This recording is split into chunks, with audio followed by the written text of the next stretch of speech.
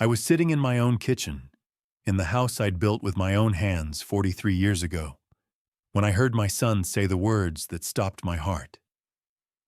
"We need to get rid of the old man before Christmas. That gives us 3 months." He said it casually, like he was discussing a home renovation project, a timeline for replacing outdated flooring, a schedule for repainting the guest bathroom. The old man, that was me, his father. I didn't move. I didn't breathe. I didn't let my hand tremble or my jaw clench or any other signal escape that might alert him to the fact that I'd heard every single word. I just kept staring at the newspaper in front of me, at the crossword puzzle I'd been pretending to work on for the last 20 minutes, and I let my pen stay exactly where it was, hovering over 14 across, a 5-letter word for betrayal. The irony wasn't lost on me. My son Derek was standing 6 feet away from me, leaning against the kitchen island I'd installed in 1987. His wife Vanessa was next to him, arms crossed over her designer blouse, nodding along like he'd just proposed they try a new restaurant downtown. They thought I couldn't hear them. That was the thing. That was what made this moment so surreal, so impossible, so absolutely devastating.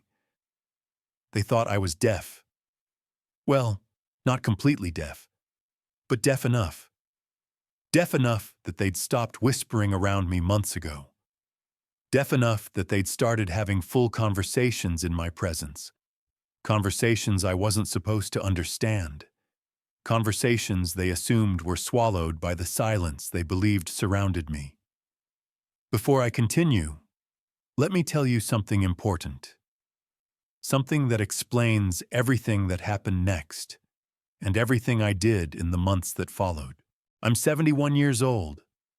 I worked in manufacturing engineering for 35 years, spent most of that time in facilities with heavy machinery, stamping presses, CNC mills, industrial robots that could crush a car. The hearing loss started in my 50s, gradual at first, then more pronounced. By the time I retired at 62, I needed hearing aids just to follow a normal conversation. But here's what my son didn't know. Here's what he never bothered to learn, because he'd stopped paying real attention to me years ago, maybe decades ago. Modern hearing aids aren't like the old ones. They're not just amplifiers that make everything louder. Mine are sophisticated pieces of technology. They connect to my smartphone via Bluetooth. They have different settings for different environments. Restaurants, concerts, one-on-one conversations. They can filter out background noise or amplify it, depending on what I need. And when I turn them to the lowest functional setting, when I let myself look confused, let myself ask people to repeat things, let myself seem like a man whose world had gone quiet and distant, I can still hear. Not everything. Not perfectly. But enough. More than enough. I discovered this by accident about 8 months ago. I'd been adjusting the settings, trying to find the right balance for a noisy restaurant.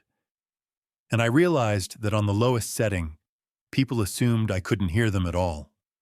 They'd raise their voices, over-enunciate, treat me like I was behind a glass wall.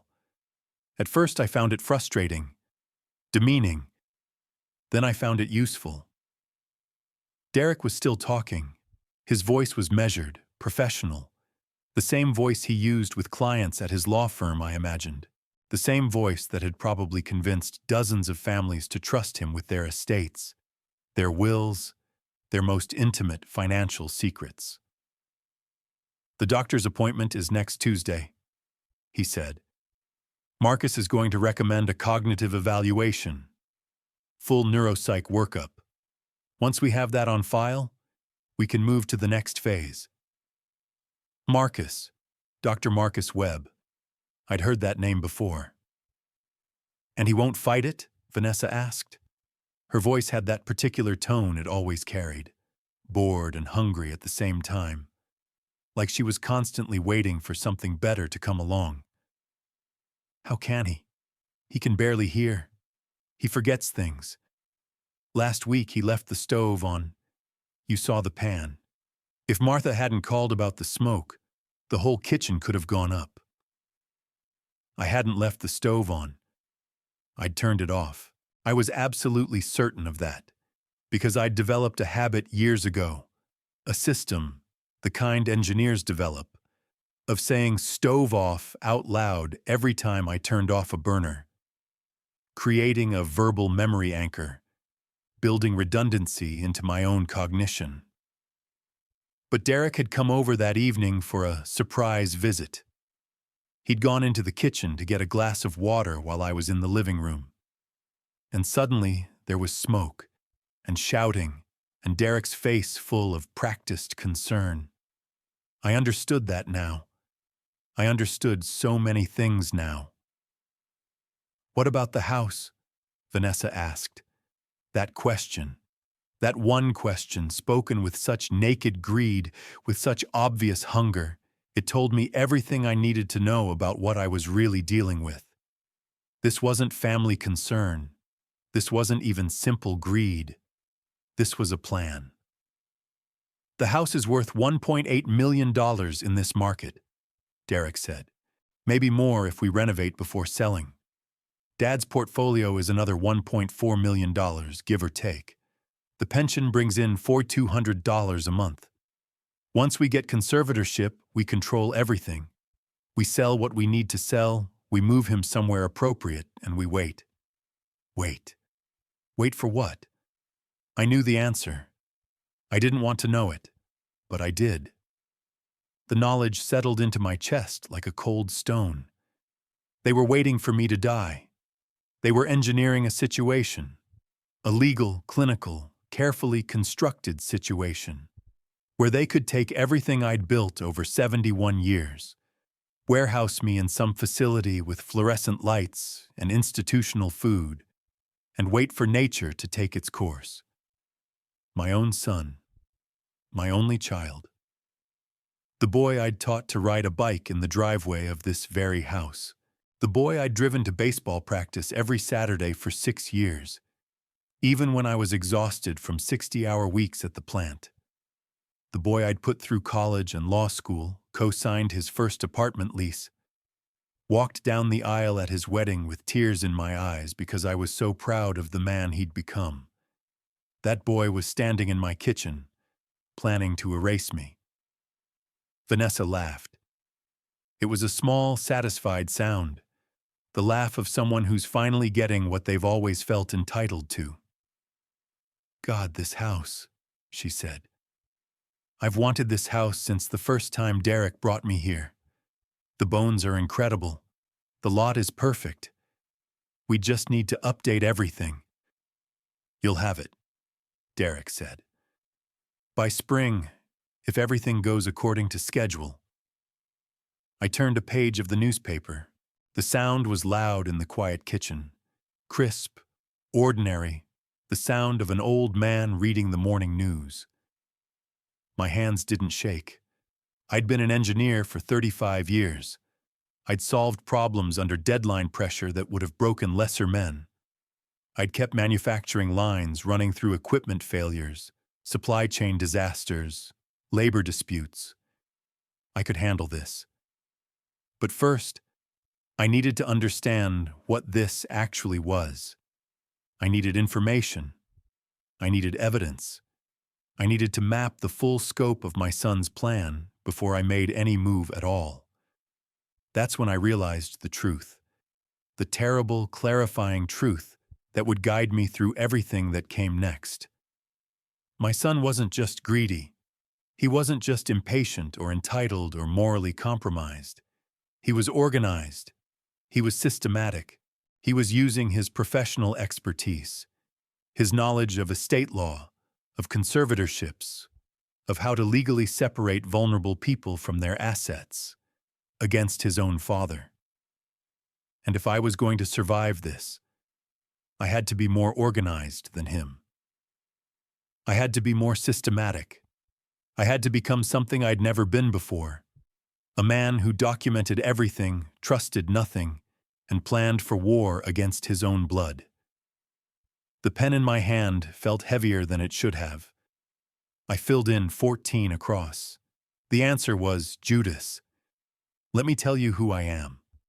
Not who my son thinks I am. Not a doddering old man, a relic of a previous generation, a problem to be managed and ultimately disposed of, but who I actually am. Who I've been for 71 years. My name is Harold Brennan. People have called me Hal since I was 6 years old, when my kindergarten teacher decided that Harold was too formal for a boy who couldn't sit still and ask too many questions. I was born in 1953 in a small town called Braddock, just outside Pittsburgh. Son of a steelworker named Thomas and a nurse named Catherine. My father worked at the Edgar Thomson Steel Works for 37 years. He went in healthy and came out broken, lungs full of metal dust, back curved from decades of heavy lifting, hands that shook so badly by the end that he couldn't button his own shirt. He died when I was 24. Heart attack on the plant floor. They told me he was dead before he hit the ground, which I suppose was meant to be a comfort. My mother died 2 years later. Cancer. She'd spent her whole career caring for sick people, and in the end, there was no one who could save her. I learned something from watching my parents. I learned that hard work doesn't protect you. That loyalty to an institution doesn't mean the institution will be loyal to you. That the only person you can really count on is yourself. So I got out. I went to Penn State on a scholarship, the first person in my family to attend college. I studied mechanical engineering because I liked understanding how things worked, how forces interacted, how systems could be designed, optimized, made more efficient. I graduated third in my class. I had offers from 6 different companies. I chose Morrison Manufacturing in Charlotte, North Carolina, because they were doing interesting work, and because Charlotte seemed like a good place to raise a family. I met Susan at a company picnic in the summer of 1979. She was working as a secretary in the accounting department. That was the word they used back then, secretary, before it became administrative assistant. She had brown hair that caught the sunlight and a laugh that made you want to tell jokes you'd never told anyone. She was smart, smarter than most of the engineers I worked with, though the world didn't give her many opportunities to show it. We were married within a year. We bought a small house in a neighborhood that was still being developed. We talked about the future, about children, about careers, about the life we wanted to build together. Derek came along in October of 1980. He was a difficult baby, colicky, demanding, never satisfied. Susan used to say he came into the world wanting more than it could give him. I thought she was being poetic. Now I wonder if she was being prophetic. But he was ours, and we loved him. We loved him through the tantrums and the teenage rebellion and the phone calls from school about fights he'd started or rules he'd broken. We made excuses for him. We told ourselves he was just spirited, just ambitious, just struggling to find his place in the world. That's what parents do, isn't it? We see our children through a lens of love and hope, and we edit out the parts that don't fit the story we want to tell. For 35 years, I worked at Morrison Manufacturing. I started as a junior engineer, solving small problems, proving myself. I ended as vice president of operations, responsible for 4 plants and 1,200 employees. Along the way, I invented 3 processes that are still used in the industry today. I hold 2 patents. I saved the company tens of millions of dollars over the course of my career. I helped keep good people employed through economic downturns that shuttered our competitors. I'm not saying this to brag. I'm saying it because I need you to understand. I am not a fool. I am not confused. I am not a doddering old man who can't be trusted to manage his own affairs. I built things. Real things. Things that lasted. When I retired in 2012, I didn't stop working. I couldn't. Work was how I understood myself, how I engaged with the world. So I started a consulting firm. Small, selective. I only took clients I believed in. Struggling manufacturers, family businesses trying to modernize, companies on the brink of failure looking for someone who could help them find their footing. I helped a furniture company in High Point retool their production line and increase output by 40%. I helped a machine shop in Gastonia implement quality controls that landed them a contract with Boeing. I helped a plastics manufacturer in Rock Hill avoid bankruptcy by identifying $2 million in waste they didn't even know existed. I made good money. I invested it wisely, index funds mostly, with some individual stocks in companies I understood. Susan and I paid off the house in 2001. We took vacations to places we'd always wanted to see: Paris, London, Tokyo, the Grand Canyon. We donated to causes we cared about: literacy programs, cancer research, scholarships for first-generation college students. We built a life, a real life, full of meaning and purpose and love. And then Susan got sick. Pancreatic cancer. The diagnosis came in March of 3 years ago. Stage 4, which meant it had already spread. The doctor sat us down in his office and explained, in that careful voice doctors use when delivering death sentences, that treatment could extend her life by a few months, but the outcome was not in doubt. Susan was gone by August. 5 months. That's all we got. 5 months of chemotherapy that made her sicker than the disease. 5 months of hospital visits and home hospice, and watching the woman I'd loved for 40 years disappear piece by piece. I don't talk about those months. I can't. What I can tell you is that when Susan died, something in me died too. Not the part that thinks or plans or solves problems. That part kept working, like a machine that doesn't know it's supposed to stop. But the part that believed in the future, the part that looked forward to things, the part that felt connected to the world, that part went quiet. I withdrew. I stopped taking consulting clients. I stopped going to industry events and reunion dinners. I stopped calling friends, stopped accepting invitations, stopped doing much of anything except maintaining the routines that kept me alive. Morning coffee, afternoon walks, evening reading. I told myself I was grieving, that it was temporary, that eventually I'd re-engage with life. But 3 years passed, and I was still sitting in my silent house, surrounded by memories, waiting for something I couldn't name. That's when Derek started coming around more often. At first, I was grateful for his visits. Derek had always been busy, his law practice, his family, his social obligations.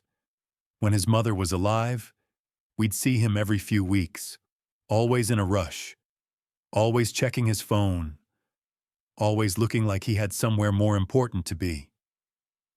But after Susan's death, something changed. He started calling every few days, stopping by on weekends, taking me to lunch, asking about my health, offering to help with household tasks. "Dad, you shouldn't be mowing the lawn at your age. Let me hire someone." "Dad, have you thought about getting a cleaning service? This place is too much for one person." "Dad, I worry about you being alone. What if something happened?" I thought it was love. I thought he was finally stepping up, becoming the son I'd always hoped he'd be. I was wrong. Looking back now, with the clarity of hindsight and evidence, I can see the pattern. I can see how every conversation steered toward the same topics: my finances, my property, my plans for the future. "Dad, who's managing your investments now? You should let a professional handle that." "Dad, have you updated your will since Mom passed? We should make sure everything is in order." "Dad, this house must be worth a fortune. Have you thought about what you want to do with it? I answered his questions. Why wouldn't I? He was my son. He was an estate attorney. It made sense that he'd be interested in these things, that he'd want to make sure his father's affairs were in order. I didn't realize I was being scouted, assessed, measured for the kill. The first real anomaly came 8 months ago. I'd gone to the bank to make a routine withdrawal, just $500 in cash, money for groceries and incidentals, and the teller looked at me strangely. She was young, maybe 25, with the kind of professional smile that banks teach their employees. But something flickered behind that smile. Confusion, maybe, or concern. "Mr. Brennan," she said, "I'm showing a recent change to your account. Your son was added as a joint holder 3 weeks ago." I stared at her. "I'm sorry?" "Derek Brennan? He was added to your checking account, and your savings account as well." She typed something on her keyboard. "It looks like the paperwork was filed on the 14th. I didn't authorize that." Now her smile faltered completely. "Sir, I have the forms right here. Your signature is on all of them." She turned her monitor so I could see. There it was, a scanned document with my name, my account numbers, and a signature at the bottom. The signature looked like mine. The loops and angles were right, but I had no memory of signing that document. No memory of coming to the bank, of talking to anyone about adding Derek to my accounts. Because I hadn't. "There must be some mistake," I said. The teller's expression had shifted to something more cautious. I could see what she was thinking. Confused old man, probably forgot what he signed. "Sir, these forms are dated and notarized. If there's a concern, you'll need to speak with our branch manager." I spoke with the branch manager. I filed a formal inquiry. I was told they would look into it and contact me with their findings. They never did. But I did something else that day. I went home and sat in my study for 2 hours, just thinking, just trying to understand what had happened. Derek had forged my signature, or somehow obtained it through deception, or used a previous document as a template. My son, the estate attorney, the man who counseled families on protecting their assets, who prided himself on his ethical practice, had committed fraud. Against me. Against his own father. I didn't confront him. Something told me not to. Some instinct, some voice from my engineering days that whispered, "Don't react. Don't let them know you've seen the flaw in their system. Analyze. Gather data. Understand the full scope of the problem before you try to fix it." Instead, I started watching, listening, paying attention in ways I hadn't for years. That's when I noticed the second anomaly. Derek had been telling people I was declining. I heard it from Martha, my next-door neighbor, about 3 weeks after the bank incident. Martha is 73, widowed, the kind of woman who knows everyone's business because she pays attention and people trust her. She and Susan had been close friends. After Susan died, Martha checked on me regularly, not intrusively, but consistently. A wave from the driveway, an invitation to walk together, a casserole left on my porch when she thought I wasn't eating enough. "Hal," she said one morning as we walked around the block, "I need to tell you something. Derek called me last week." "Did he?" "He was asking questions about you, about how you've been, whether I've noticed any changes." I kept my voice neutral. "What did you tell him?" "I told him you were fine. Because you are fine, Hal. I see you every week. You're the same man you've been for 20 years, maybe a little quieter since Susan, but that's grief. That's not decline." "Thank you for saying that. But that's not what he wanted to hear." Martha stopped walking and turned to face me. Her eyes were sharp, searching. He pushed, asked leading questions. Has he seemed confused lately? Does he forget things? Have you noticed him behaving strangely? It was like he was fishing for specific answers. I felt something cold settle in my stomach. What did you think of that? I thought it was strange. I thought it was... She paused, choosing her words carefully. I thought it was wrong, Hal. Like he wanted me to say something negative about you. I filed that information away. Another data point. Another piece of the puzzle. Over the next few weeks, I discovered that Derek had made similar calls to several people. My doctor's office, where he'd asked about early-stage dementia evaluations and whether there were any red flags in my recent visits. My accountant, asking questions about my financial records and whether I'd seemed confused during our last meeting. Even the manager at the hardware store where I'd been a regular customer for 40 years, asking if I'd seemed like myself lately. He was building a case, laying groundwork, constructing a narrative, witness by witness, in which his father was a confused old man who couldn't be trusted with his own affairs. The stove incident happened 2 weeks after I figured this out. I'd made myself dinner. Nothing complicated, just scrambled eggs and toast. The kind of meal Susan used to tease me about because it was the only thing I could cook reliably.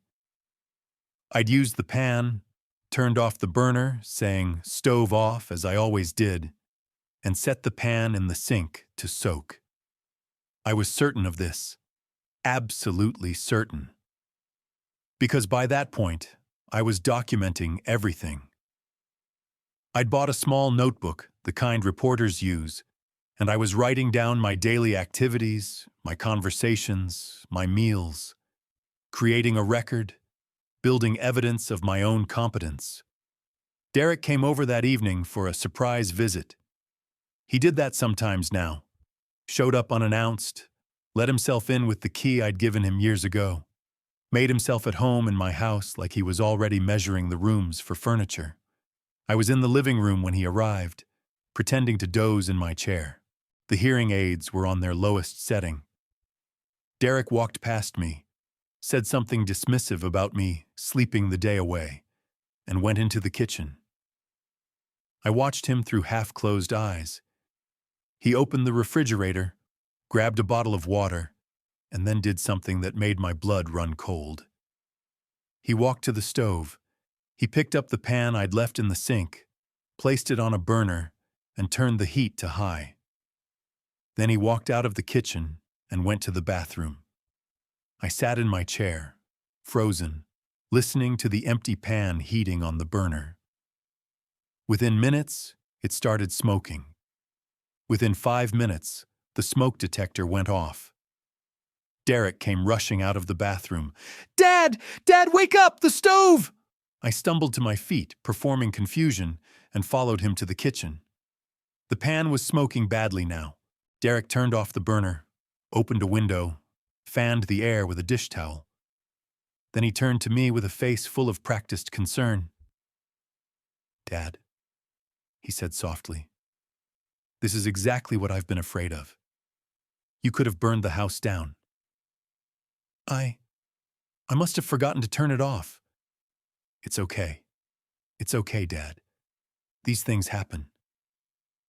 He put his hand on my shoulder, a gesture that once would have felt comforting, but now felt like a threat. "But maybe we should talk about arrangements, ways to make sure you're safe." I nodded. I apologized. I let myself look confused and uncertain and old, and inside, something cold and hard was forming. Something that had nothing to do with father-son bonds or family loyalty or any of the things I used to believe in. I was being set up. My own son was staging incidents, manufacturing evidence of decline, building a case to take away my independence. This wasn't about concern or caregiving or family obligation. This was a hostile takeover, and I needed to fight back. The hearing aid discovery came a week later. I'd been experimenting with the settings, testing how people responded to different levels of apparent hearing loss. What I found was consistent and disturbing. When I set my aids to their normal level and participated in conversations, Derek and Vanessa were careful. They spoke in generalities, used euphemisms, communicated in the coded language of people who have things to hide. But when I set them to the lowest level, when I performed deafness, let my responses lag, asked people to repeat themselves, their guard dropped completely. They'd been doing this for months, I realized, having full conversations in my presence, assuming I couldn't hear them, discussing their plans, their frustrations, their timeline. I started testing it systematically. I'd sit in my chair, newspaper in hand, aids turned down, looking for all the world like a man who'd retreated into his own silent world. And I'd listen. Not everything they said was incriminating. Some of it was just the normal chatter of two people living their lives. Complaints about Charlotte traffic, discussions about their children Emma and Tyler, debates about whether to renovate their kitchen or wait another year. But then there were the other conversations, the ones about doctors and evaluations and legal strategies, the ones about timelines and phases and worst-case scenarios, the ones about the house. Always, always, always about the house. Vanessa was obsessed with it. She'd walk through the rooms when she thought I wasn't paying attention, trailing her fingers along the woodwork, examining the built-in bookshelves, studying the original hardwood floors.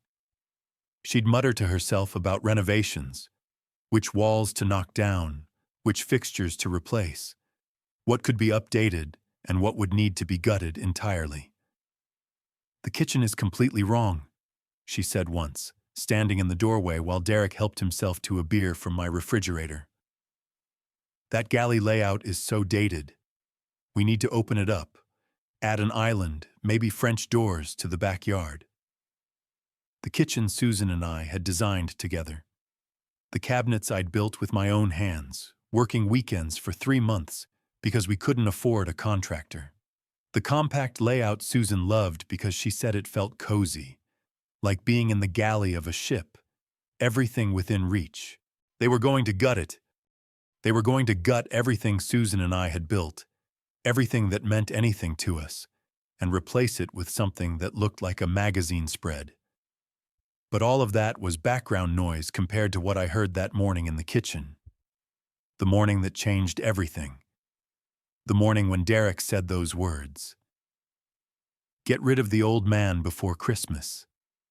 I needed to know more. I needed to understand what "get rid of" actually meant. Was it just about the conservatorship? Or was there something darker? I needed to know the full scope of the plan. Every detail, every contingency, every person involved. And I needed proof. The next day, I went into Charlotte and visited 3 stores. At the first, I bought a digital voice recorder. Small, simple, easy to hide. At the second, I bought a set of cameras designed for home security.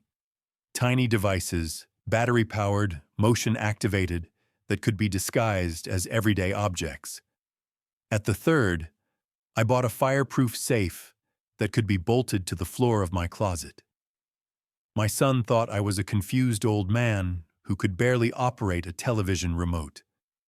My son was wrong.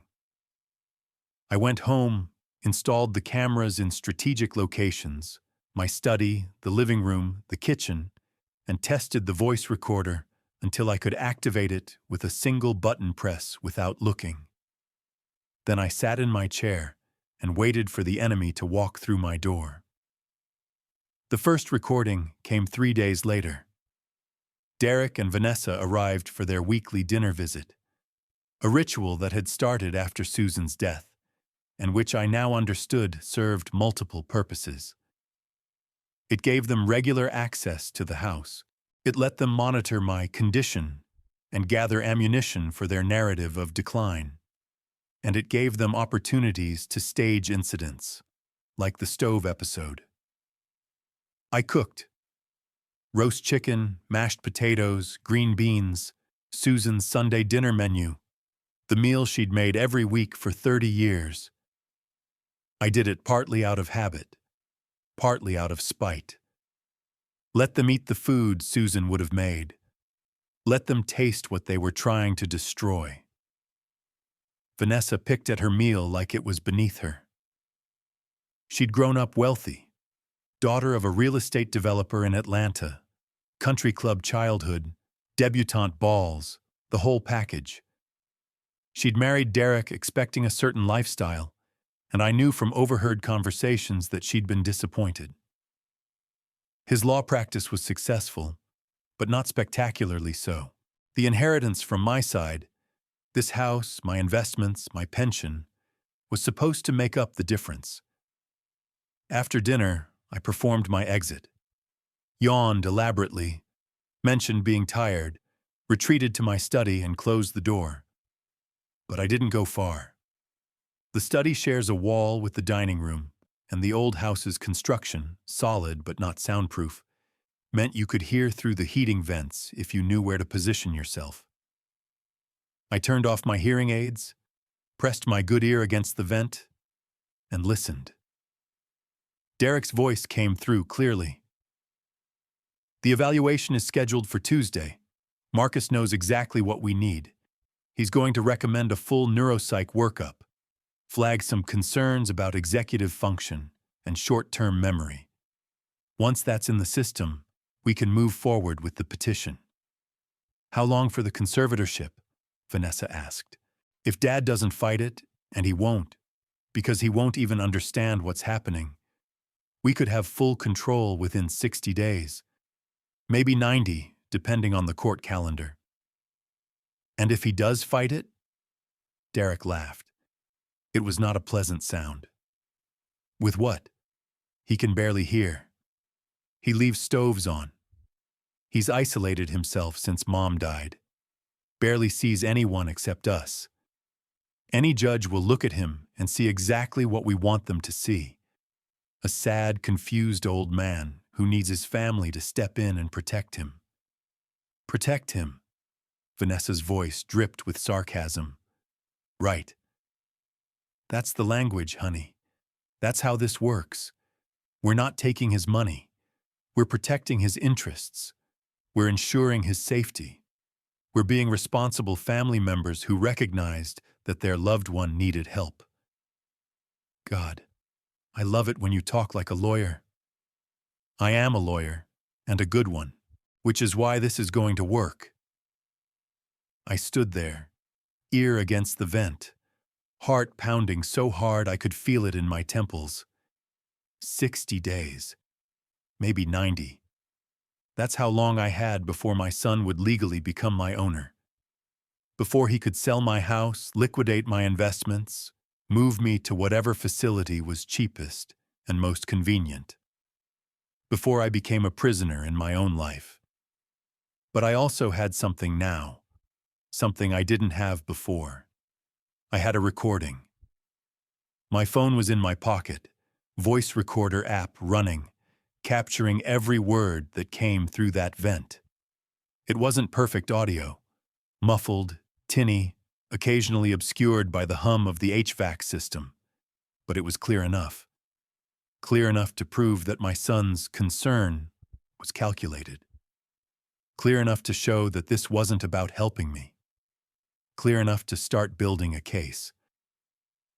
The next morning, something was different. I woke up early, 5 a.m., the habit of a lifetime, and went through my usual routine. Coffee, newspaper, checking the overnight news on my tablet. But my mind wasn't on the headlines. It was on the problem. I needed a lawyer. Not just any lawyer. Not someone from Derek's professional circle, who might mention my visit at a networking event. Not a general practitioner who handled wills and real estate closings. I needed someone who specialized in exactly this: elder law, conservatorship disputes, financial exploitation cases. I spent 4 hours researching. I read reviews. I checked credentials. I looked for lawyers who had won cases against family members, who had experience protecting clients from the people who were supposed to protect them. I found 3 candidates. I called all of them. The first was unavailable, retirement, her assistant explained apologetically. The second could see me in 3 weeks. Too long, given Derek's timeline. The third answered her own phone. Margaret Chen speaking. Ms. Chen, my name is Harold Brennan. I need help. My son is trying to have me declared incompetent so he can take control of my assets. Silence on the line.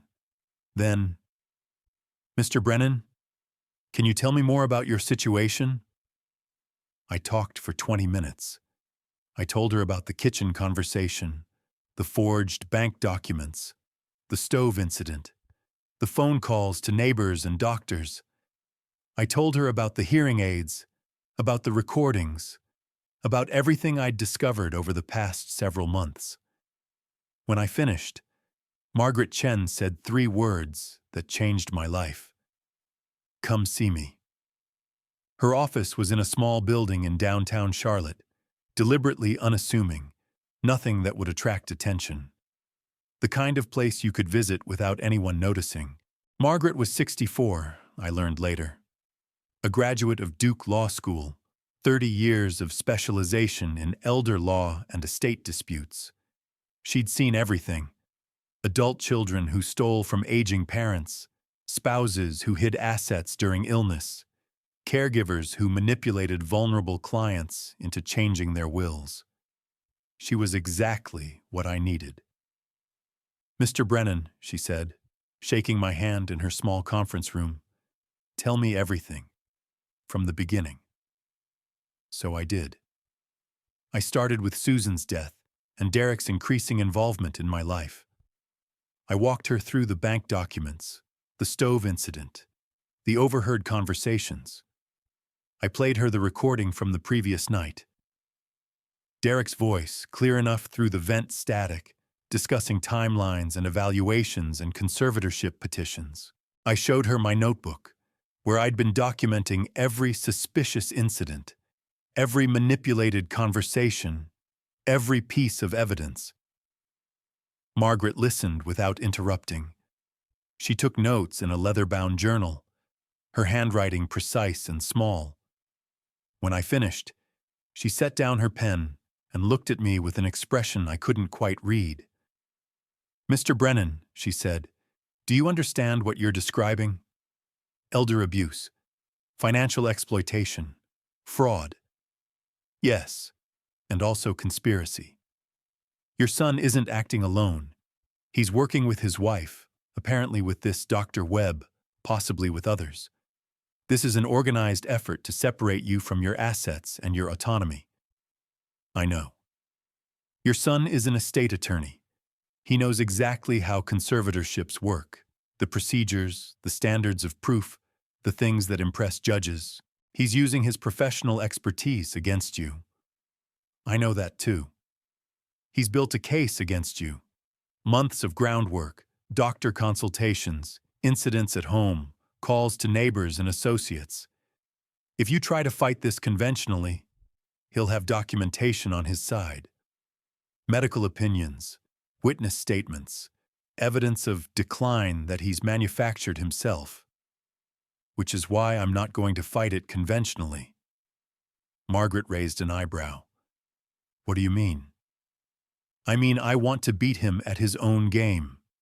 I want to gather evidence, real evidence, not the manufactured kind, until I have an airtight case against him.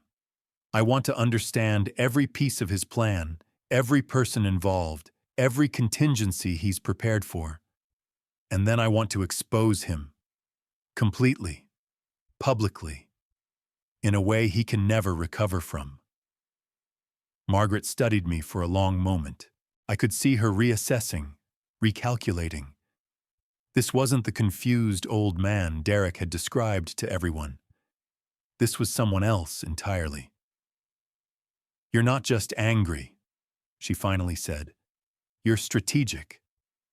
I was an engineer for 35 years. I solve problems. This isn't an engineering problem. No, but the principles are the same. Gather data, understand the system, identify the weak points, apply precise pressure at exactly the right moments. And the goal? What does winning look like to you? I thought about it. I'd thought about nothing else for days. Winning looks like my son losing his law license. It looks like criminal charges for fraud and elder abuse. It looks like him exposed in front of his colleagues, his friends, everyone who ever believed his concerned son act. I paused. And it looks like me, still in my own house, making my own decisions, living the rest of my life on my own terms. Margaret nodded slowly. Something shifted in her expression, from professional caution to something warmer. Respect, maybe, or recognition. Mr. Brennan, she said, I think we're going to work well together. The first step was protection. That same afternoon, Margaret drew up a new set of estate documents, the real documents, the ones that reflected my actual wishes rather than what my son had tried to manipulate me into signing. A new will, a new trust, new powers of attorney. The details mattered, so let me explain them. The will removed Derek as primary beneficiary.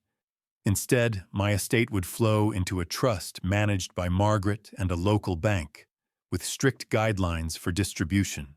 Derek would receive a modest inheritance, $50,000, enough to acknowledge our relationship, not enough to reward his betrayal. The bulk of my estate went to charity, Susan's favorite causes, the ones we'd supported together for decades. The American Cancer Society, in memory of her final months. A literacy program in Charlotte that helped adults learn to read. A scholarship fund at Penn State for first-generation college students, kids like me who needed a chance. The trust also included provisions for my grandchildren, Emma and Tyler. Education funds that would be managed independently of their father, accessible when they turned 25. I didn't want them punished for Derek's crimes. Your son will contest this, Margaret warned. He'll argue undue influence, diminished capacity, all the standard challenges. Let him try. That's why we're building a record. What do you mean? I pulled out my notebook, showed her the documentation, dates and times and detailed descriptions of every incident, every conversation, every piece of evidence I'd collected. I'm going to get a formal cognitive evaluation, I said. Not from Derek's friend Marcus, from an independent neuropsychologist, someone I choose. I want documentation that I'm competent, that I understand exactly what I'm doing and why. Margaret smiled. It was a small smile, but genuine. You've thought this through. I've had a lot of time to think. We also created what Margaret called a protection package. Multiple copies of all documents, stored in separate locations. One set in her office, one set in a safety deposit box at a bank Derek didn't know about, one set with a trusted third party. Martha, as it turned out, who agreed without hesitation when I explained what was happening. Susan would haunt me from the grave if I didn't help, Martha said. Tell me what you need. The investigation phase began immediately. Margaret brought in a private investigator named James Hartwell, mid-50s, former FBI, the kind of man who looked like everyone's accountant uncle but had the skills of a surgeon when it came to extracting information. I need financials, Margaret told him in her office with me present. Everything Derek Brennan has touched for the past 5 years. Personal accounts, business accounts, investments, debts. I want to know what he owns, what he owes, and where the money has been moving. His finances or his father's? Both. Start with Derek. I want to know what he's hiding. James went to work. What he found, over the next 3 weeks, was worse than I'd imagined. Derek was in debt. Serious, crushing, life-altering debt. The house in Myers Park, which I'd helped him buy with a substantial down payment, was mortgaged to the hilt. He'd taken out a home equity line, maxed it out, and was making minimum payments that barely covered the interest. The country club membership, $25,000 a year, I learned, was 6 months in arrears. They were threatening to revoke it. His children's private school tuition was being paid with credit cards, which were also maxed out. And there was something else. Something bigger. 3 years ago, right after Susan died, Derek had invested $200,000 in a real estate development project in South Carolina. A luxury resort, a ground floor opportunity, guaranteed returns. The project had failed. The developer had disappeared. The money was gone. Derek had lost $200,000 he didn't have to spare, and he'd spent the last 3 years trying to dig himself out of a hole that only kept getting deeper. He's underwater, James explained, spreading documents across Margaret's conference table. Has been since the real estate deal went south. His practice brings in good money, $300,000, $350,000 a year, but his lifestyle costs more than that. The house, the club, the schools, the vacations, his wife's shopping habits. He's spending $400,000 a year on a $300,000 income. How has he managed that for 3 years? Credit cards, home equity, and... James paused, pulling out another document. This. It was a statement from my brokerage account. I recognized the format, the account number, the quarterly summary of holdings, but the numbers were wrong. Someone has been making withdrawals from your investment accounts, James said. Small amounts, nothing that would trigger alerts. $3,000 here, $5,000 there. Service fees, rebalancing charges, advisory costs, legitimate-sounding transactions that all went to the same place. Where? An LLC called Brennan Asset Management, registered to your son.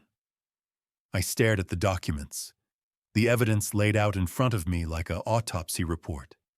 How much? I asked. Over 3 years? Just under $84,000. $84,000. My son had stolen $84,000 from me, hiding it in fake fees and phantom charges, siphoning my retirement savings to fund his unsustainable lifestyle. What I found made my stomach drop. Not from surprise. I'd known Derek was stealing, had known since the bank signature incident. But the scale of it, the duration, the careful, methodical, professional way he'd gone about it. This wasn't impulse or desperation. This was a system, a long-running operation, designed to be invisible, designed to continue indefinitely until he got the conservatorship, until he controlled everything, until the small thefts could become large ones, and no one would ever question because he'd have legal authority over all my assets. I understood now. I understood the full scope of what I was dealing with. This isn't about concern or caregiving, I told myself. This isn't even about greed, not entirely. This is about survival. Derek needed my money to stay afloat.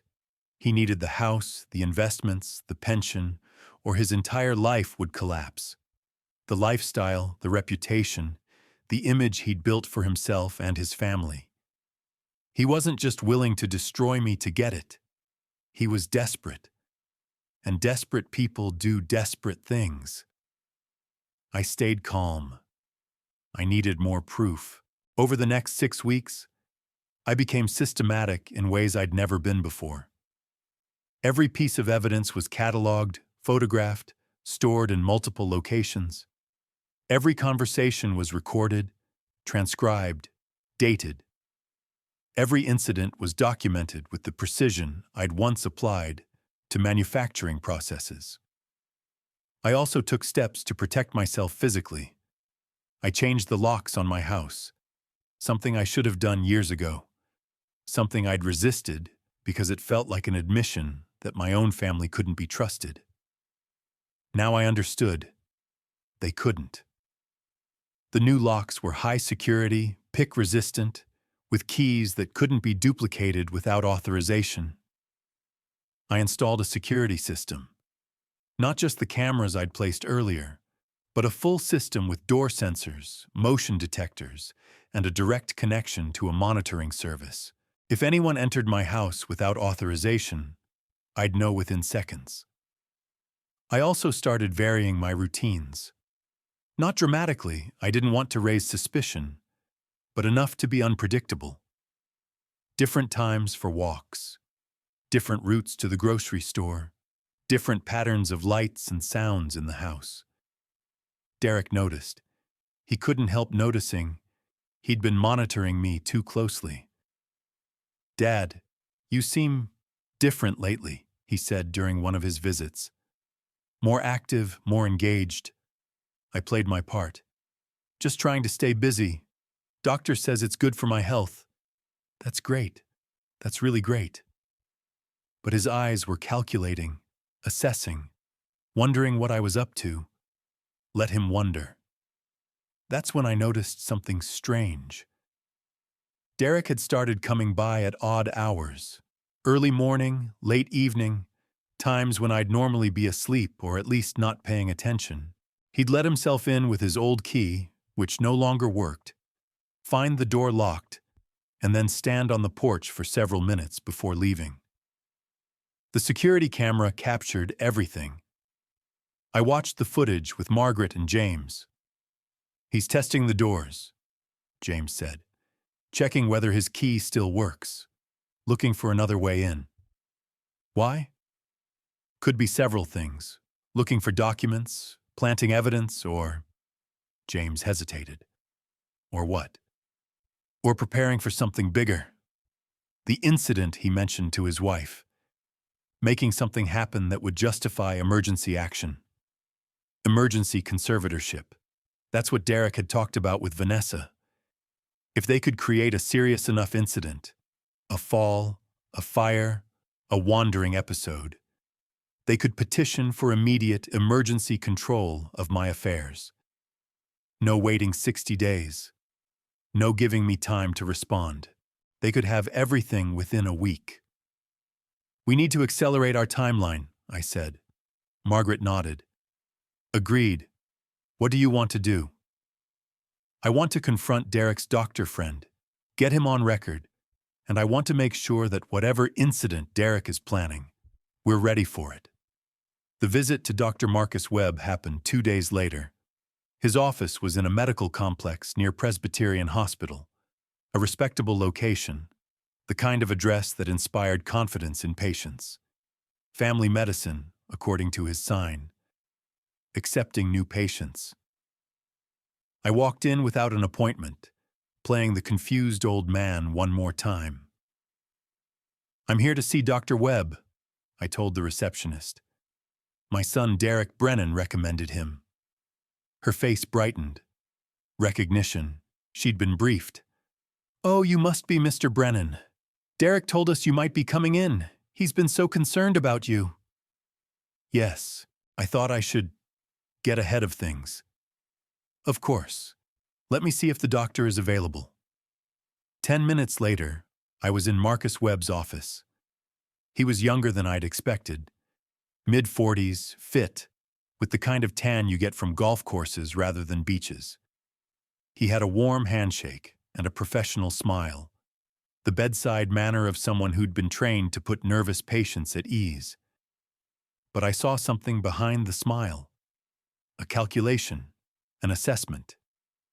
He was sizing me up. "Mr. Brennan, Derek's spoken so highly of you." "Has he?" "Of course. He talks about you all the time. How much he admires your career, your accomplishments. how worried he is about you since your wife passed. I sat down in the chair he'd indicated, folded my hands in my lap, let myself look smaller than I was. My son says I should have some tests. Memory tests. He says I've been forgetting things. That's right. At your age, it's just good practice.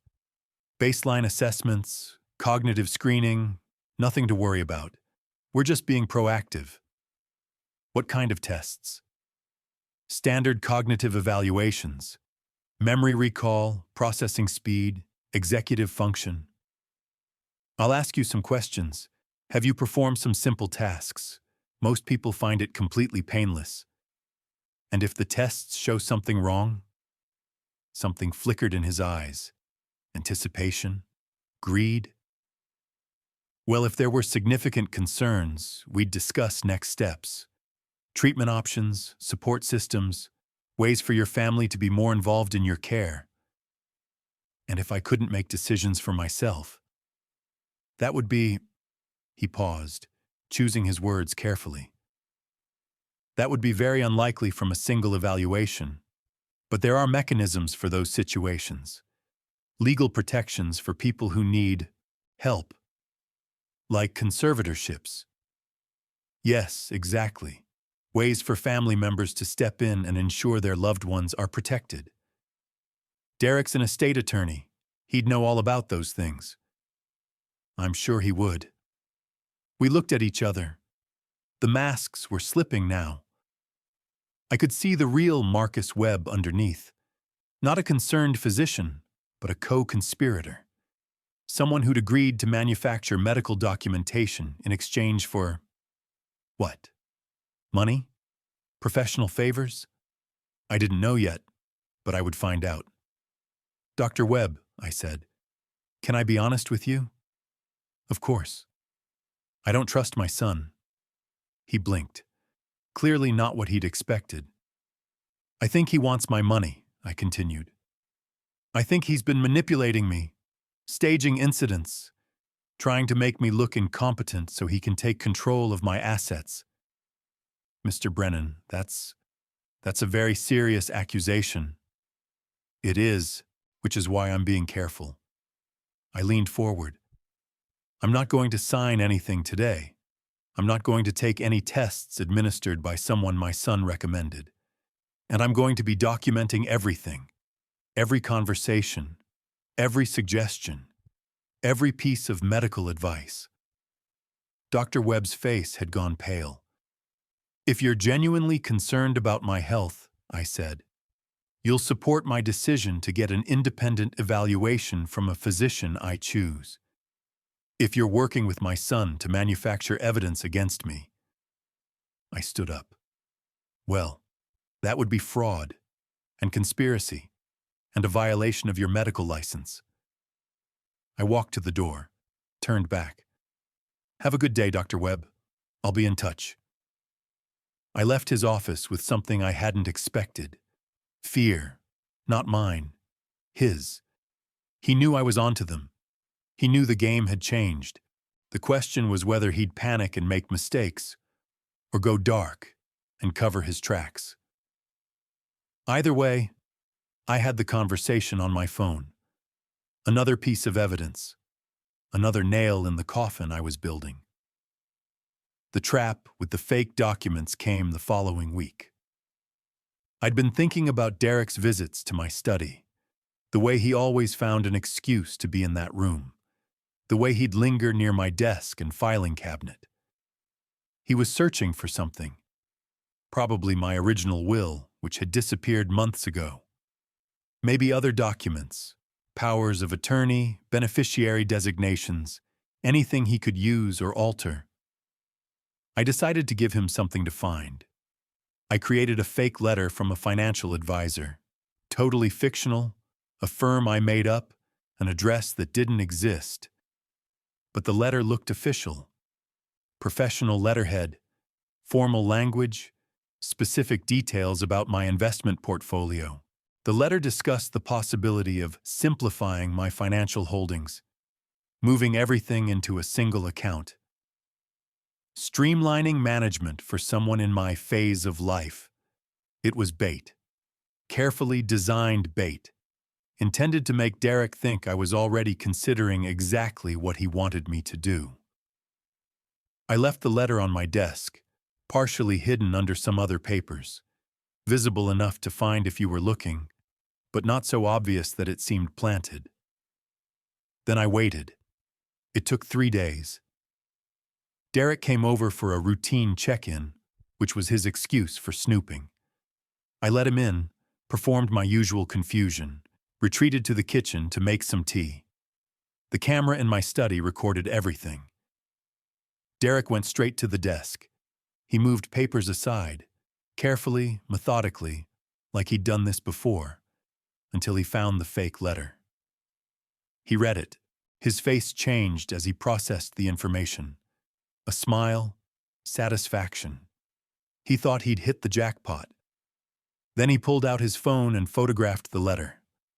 I had him, on video, in my home, photographing my personal documents without permission. It was a small crime, nothing compared to the fraud and the stolen money and the conspiracy to take away my freedom. But it was concrete, undeniable. Another piece of evidence for the file. More importantly, it told me something about Derek's state of mind. He was getting impatient. He was taking risks. The careful, methodical scheme was starting to fray at the edges. Desperate people do desperate things. I needed to be ready. The confrontation at the restaurant was an accident. I hadn't planned to reveal myself. Not yet. I was still building the case, still gathering evidence, still waiting for the perfect moment to spring my trap. But Derek pushed, and I broke. It happened during a lunch meeting, one of his concerned son performances, designed to make me feel cared for while he probed for weaknesses. He'd taken me to a nice restaurant, white tablecloths and attentive waiters, the kind of place where you discuss serious things. "Dad," he said over the appetizers, "I've been thinking a lot about your situation. The house, the finances, living alone. It's a lot for anyone to manage. I manage fine. I know you think you do, but there are things you might not notice, things that other people see." He launched into his speech, the manufactured incidents, the concerns from neighbors, the advice from doctors, all of it carefully constructed to make me doubt myself, to make me think I was losing my grip. And something inside me snapped. "Derek," I said, "I know what you're doing." He stopped mid-sentence. "What?" "The stove. You turned it back on. I watched you on my security camera." His face went pale. "The bank documents. You forged my signature. I have the originals, the ones without your alterations." "Dad." "The doctor, Marcus Webb. You paid him to recommend cognitive evaluations. $15,000, I'm guessing. That's what it took." "That's not—" "And I know about the money. The $84,000 you've stolen from my investment accounts over the past 3 years. The fees and charges that went to your fake LLC." I pulled out my phone, set it on the table between us. "I've been recording everything for months. Every conversation, every incident, every piece of your pathetic little scheme." Derek stared at me. The mask had completely fallen now. I saw the man underneath. Not the concerned son, not the successful attorney, but something colder, harder, more afraid. "My dad," he said slowly. "Let me explain." "No. I'm done listening to your explanations. I'm done being the confused old man you've been telling everyone about. And I'm done pretending to be deaf." I stood up. "The next conversation we have will be through lawyers. I suggest you find a good one." I walked out of the restaurant. I didn't look back. The confession came from an unexpected source. Vanessa. 3 days after the restaurant confrontation, she showed up at my door, alone. No makeup, no designer clothes, just a woman who looked like she hadn't slept in days. "Can I come in?"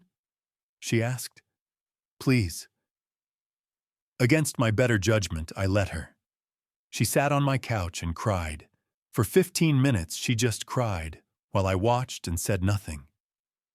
"I'm so sorry," she finally managed. "I'm so sorry for everything." "Are you?" It was Derek's idea. All of it. I went along because I was scared. Scared of losing everything. Scared of what would happen if we couldn't pay our debts. He convinced me it was temporary. Just borrowing from your accounts until we got back on our feet. Borrowing. Is that what you call it? I know how it sounds. I know what we did. She looked at me with red, swollen eyes. But I'm not Derek. I got swept up in it. But I never wanted to hurt you. You discussed how to get rid of me while standing in my kitchen. She flinched. We didn't mean it wasn't like that. I have it on video, Vanessa. I know exactly what you meant. Silence. She seemed to shrink into herself. What if I testified? She said quietly. Against Derek. What if I told the truth about everything? The forged documents, the conservatorship plan, the money, all of it. Would that make a difference? I studied her. This woman I'd never liked, never trusted, never understood. Was this real? A genuine crisis of conscience? Or another play? A way to position herself as a victim rather than a conspirator? Why should I believe you? I asked. Because I have nothing left. Derek is going to lose everything. His license, his practice, his reputation. Our marriage is over. The only thing I have left is the truth. And your children. Her face changed. Something harder came into her eyes. Yes, my children. Emma and Tyler are the only thing that matters now. I thought about it. Vanessa's testimony could strengthen the case against Derek, fill in gaps, provide insider details, corroborate evidence we'd gathered independently. But I didn't trust her. I never would. Talk to my lawyer, I said finally. Tell her everything, every single detail of what you and Derek planned. If she believes you're sincere, we'll discuss what happens next. Vanessa nodded. She stood to leave. Harold, she said at the door, Susan was kind to me. Even when I didn't deserve it, she'd be disappointed in what I've become. Yes, I said. She would. Vanessa left. I sat in my living room for a long time, thinking about Susan, about the life we'd built, about everything that had been destroyed. Then I picked up the phone and called Margaret. Vanessa's going to contact you, I said. She wants to testify against Derek. Do you believe her? No. But I believe she's scared. And scared people sometimes tell the truth. The plan came together over the next month. Margaret and I had spent weeks building our case. We had recordings, we had documents, we had financial forensics showing the stolen money, the forged signatures, the elaborate scheme to take control of my life. We had everything we needed to go to the police, to the State Bar Association, to the courts. But I wanted something more. I wanted public exposure. You want to humiliate him, Margaret said when I explained what I was thinking. No, I want justice. What's the difference? Justice is about consequences.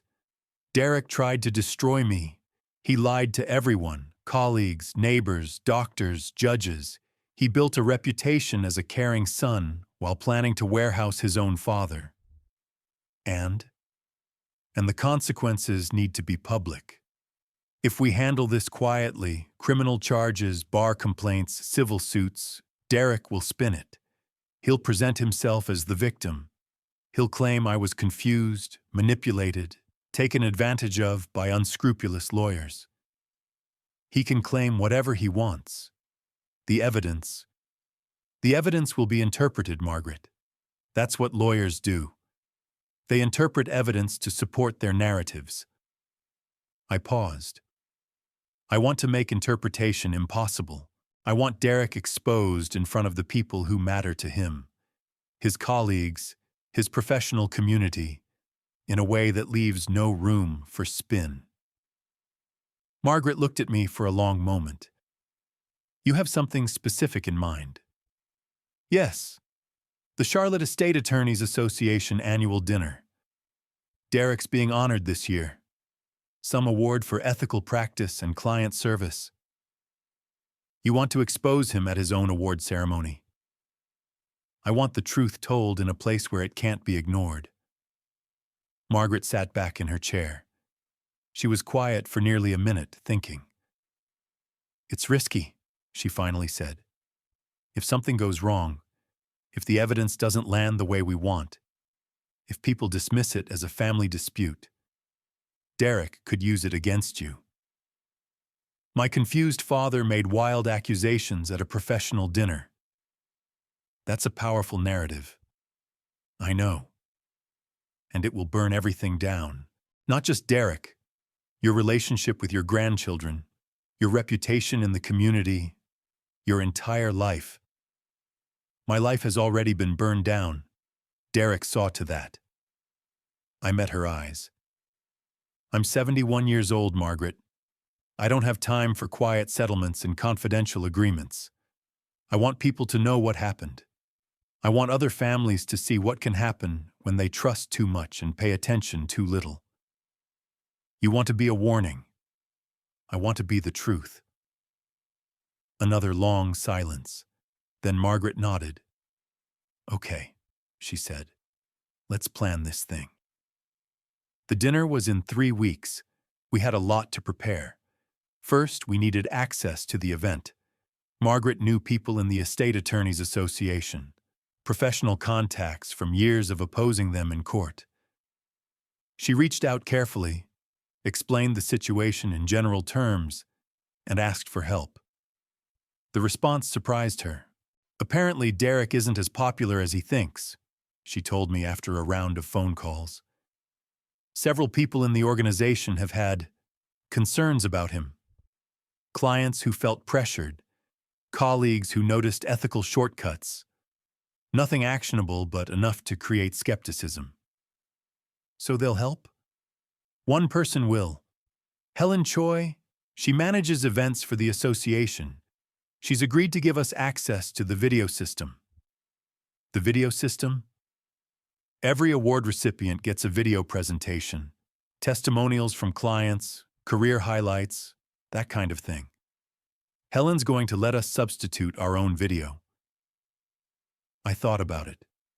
A video playing on the big screen, in front of hundreds of estate attorneys, showing exactly what Derek had done. Won't she get in trouble? She's retiring next month anyway, and she said. Margaret smiled slightly. She said she's seen too many people like Derek get away with things. She wants to help. We started building the video. It wasn't easy. We needed to present months of evidence in a format that was clear, compelling, and irrefutable. We needed to tell a story, my story, in a way that would make the audience understand what had happened and why it mattered.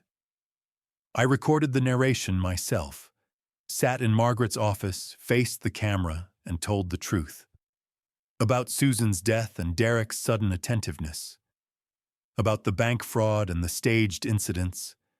About the stolen money and the forged documents.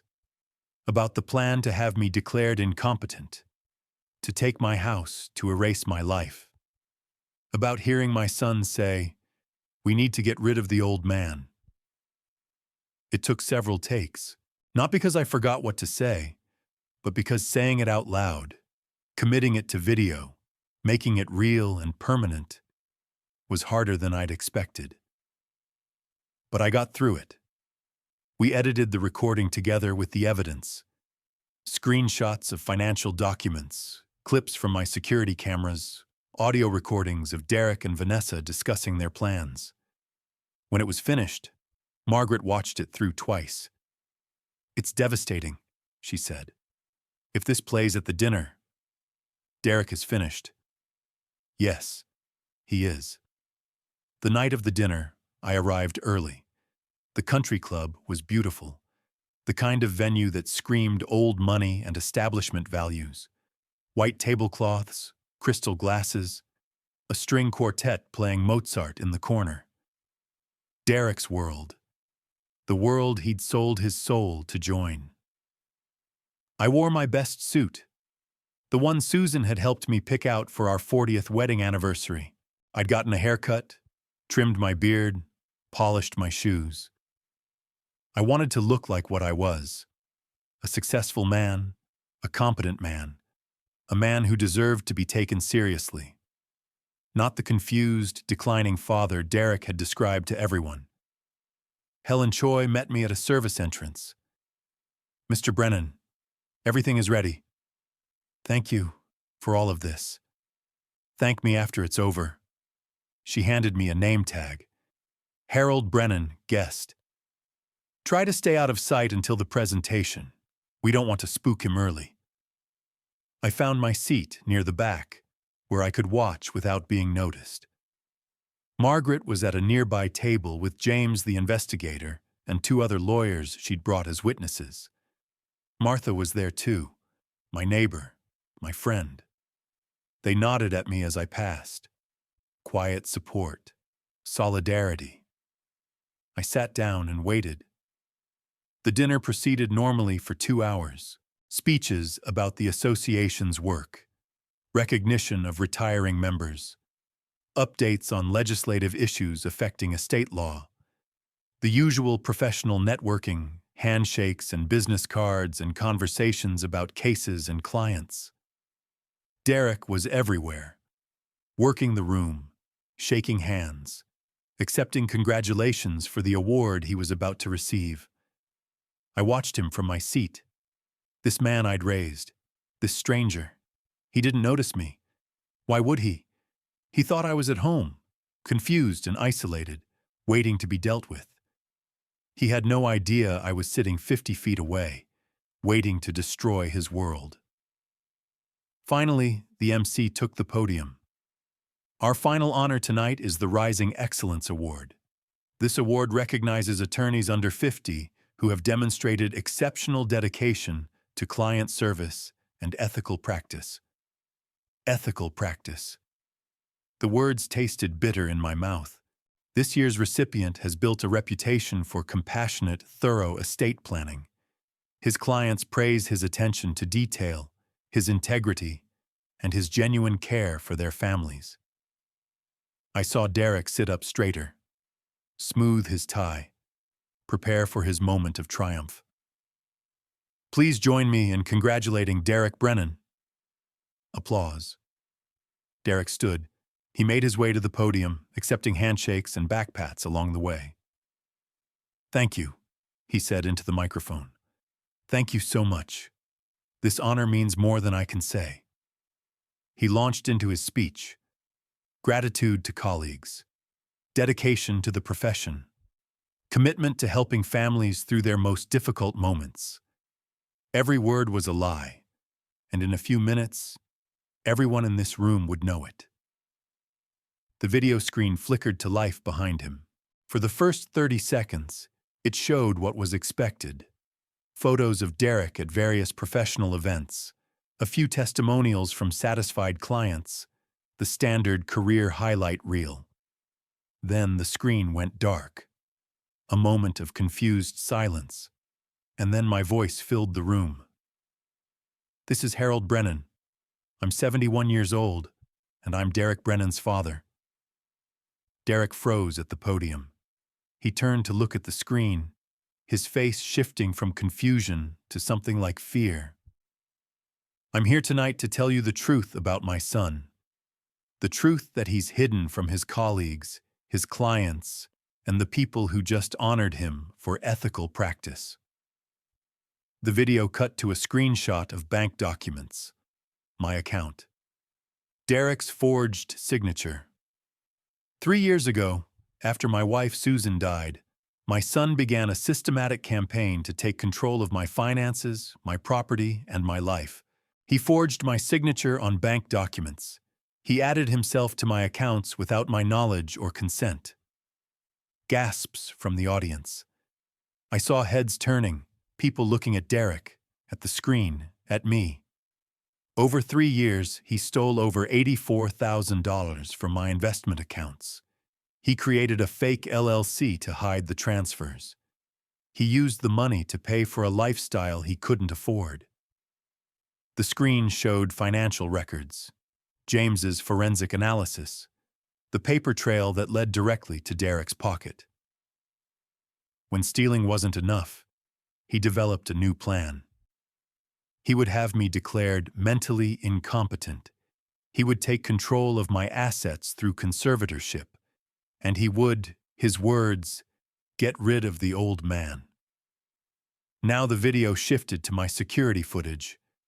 Derek and Vanessa in my kitchen. Derek's voice, clear and damning. We need to get rid of the old man before Christmas. That gives us 3 months. The room had gone silent. 300 people staring at the screen, watching Derek's own words condemn him. To support his case, my son staged incidents to make me look incompetent. He turned on a stove burner while I wasn't looking, then discovered the smoking pan. He paid a doctor, Marcus Webb, to recommend cognitive evaluations that would support a finding of decline. More video. Derek in my study, photographing documents. The audio recording from Dr. Webb's office. He told neighbors and colleagues that I was declining. He asked leading questions designed to generate negative testimony. He built a case against me, his own father, using the same skills he uses to help his clients protect their families. The video returned to my face, older than I'd like, tired from months of fighting, but clear-eyed, competent, not confused at all. Tonight, this evidence is being delivered to the Charlotte Police Department, the North Carolina State Bar Association, and the Department of Health and Human Services. My son will face charges for fraud, forgery, financial exploitation of a vulnerable adult, and conspiracy. I looked directly into the camera, directly at Derek, who was still frozen at the podium. He thought I was deaf. He thought I was finished. He thought he could erase me and take everything I'd built. He was wrong. The screen went dark. The aftermath was chaos. For a long moment, no one moved. The room was frozen in the kind of shocked silence that follows a car accident or a sudden death. Then everyone moved at once. Derek tried to leave, pushing through the crowd toward the exit. But Helen had anticipated this. 2 security guards blocked the door. "Mr. Brennan, we've been asked to detain you until the authorities arrive." "This is ridiculous.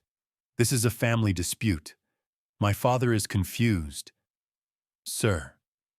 The guard's voice was firm. "Please wait here."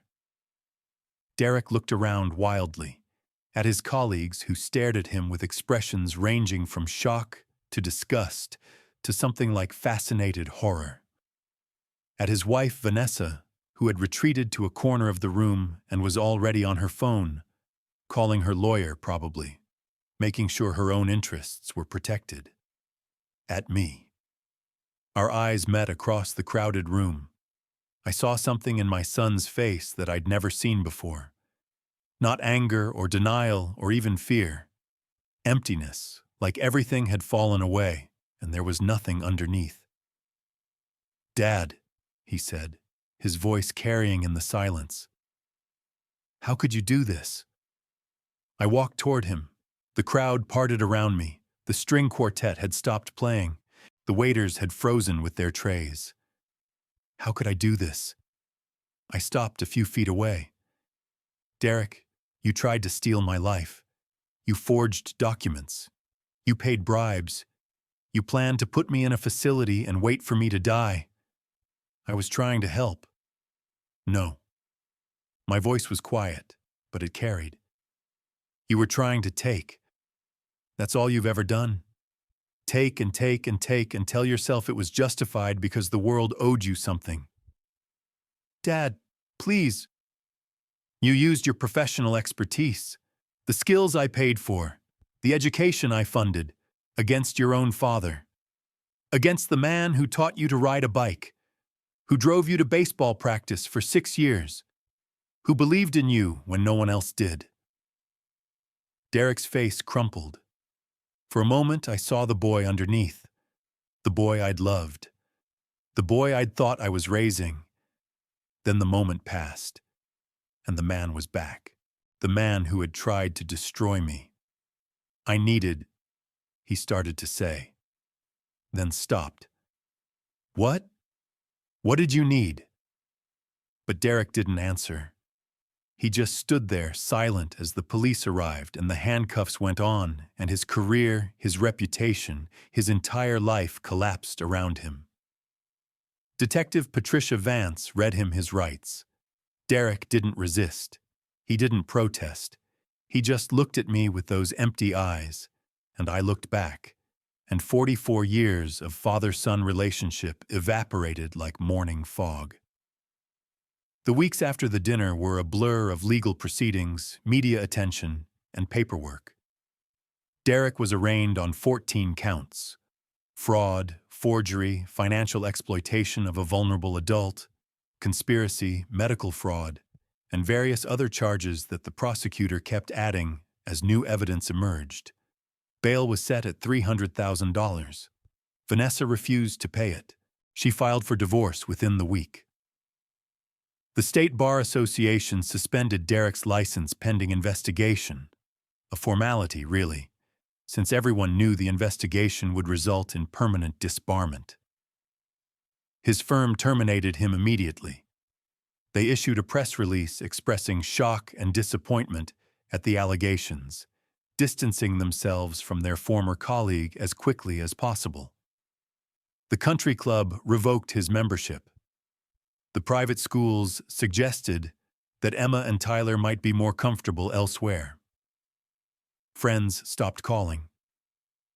In the space of a few weeks, Derek went from successful attorney and award recipient to accused felon and pariah.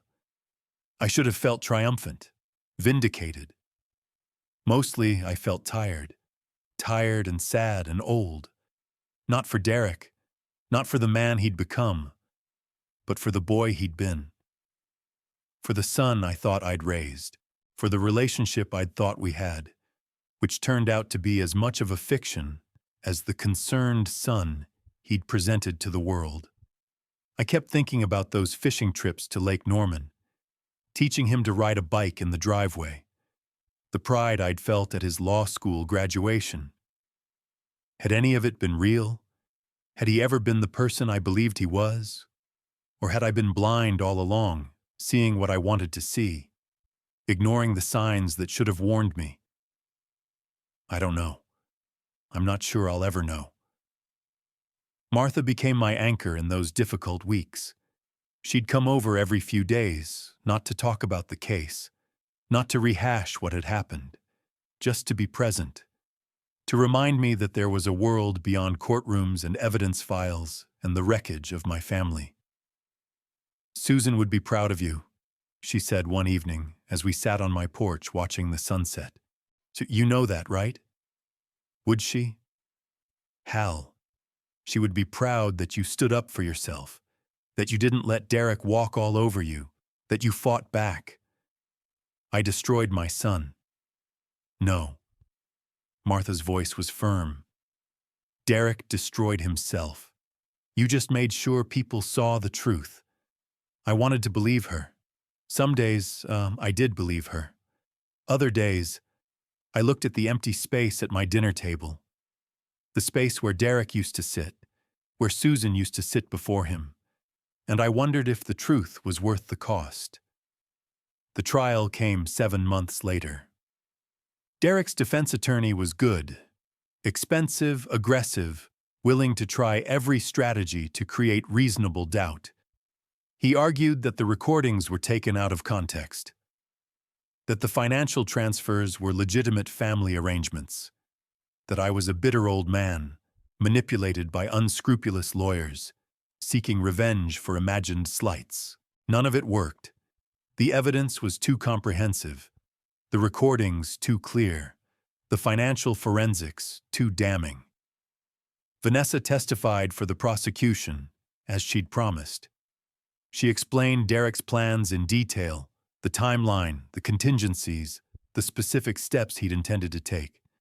She was calm on the stand, methodical. The Ice Queen finally unleashed against the man who dragged her into his schemes. I testified too. Sat in that witness box for 2 days. Answered questions about my life, my family, my son, about the conversations I'd overheard and the evidence I'd gathered and the months I'd spent fighting for my own survival. It was the hardest thing I've ever done. Harder than losing Susan. Harder than building a career from nothing. Harder than anything. But I got through it. The jury deliberated for 6 hours. Guilty. On all counts. When the verdict was read, Derek didn't react. He just sat there, staring at the table in front of him, empty and still. The judge sentenced him to 8 years in federal prison. With good behavior, he'd be eligible for parole in 5. I was in the courtroom when the sentence came down. I'd attended every day of the trial. I needed to see it through. After the verdict, Derek's attorney approached me. "Mr. Brennan, my client would like to speak with you before they take him away." I considered it. Part of me wanted to hear what Derek would say, what explanation he'd offer, what justification he'd constructed, but a larger part of me knew it didn't matter. "No," I said. "I'm done." I walked out of the courthouse into the Charlotte sunlight, and I didn't look back. Recovery, if you can call it that, came slowly. I stayed in my house, the house I'd built with Susan, the house Derek had tried to take. Some days, it felt like a victory. Other days, it just felt empty. I started seeing a therapist. Margaret recommended her, a woman named Dr. Catherine Hayes, who specialized in family trauma and betrayal. I was resistant at first. Men of my generation don't talk about their feelings. We solve problems and move on. But Dr. Hayes didn't let me hide behind that.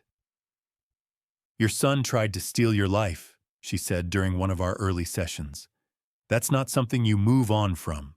That's something you process and grieve and eventually integrate into your understanding of who you are and what your life means. And if I can't, then you'll be stuck, frozen in that moment of betrayal, unable to move forward or back." I didn't want to be stuck. I'd spent too much of the past 3 years stuck, in grief after Susan, in routine, in the slow withdrawal from life that had made me such an easy target for Derek's schemes. So I did the work. I talked about Susan, about Derek, about my childhood and my career, and all the things I'd never examined closely.